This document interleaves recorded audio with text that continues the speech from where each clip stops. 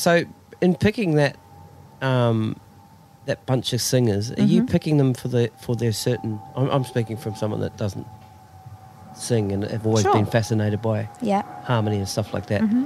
You selecting them based on what their range is and how you want. Yeah, that's definitely part of it. Yep. I mean, range is part of it. Everybody's voice sits more comfortably in a certain area. I think the biggest consideration for me was tone and phrasing. So, I wanted people who really understood that old school sound, as all of us do, because we all love it.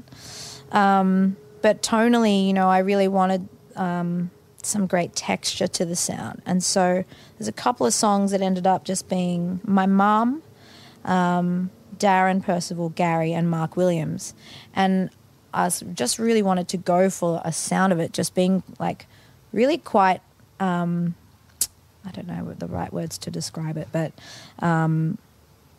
not a clean, super nice sound. I wanted something with a lot of character and my mum will have to forgive me for saying this, but something with a bit of depth and age to it too, and a contrast to my voice. Like my voice can, I'm always booked for the sessions where they need a happy voice. I just sound happy. I've got the happy voice. So I've got the happy voice, and I wanted something to sort of, counter that. And so when they sang against, my voice, it was just a great compliment because it had so much earthiness, so much texture to the sound, a lot of character, some depth, and you can't really emulate that sound of a long life in a voice.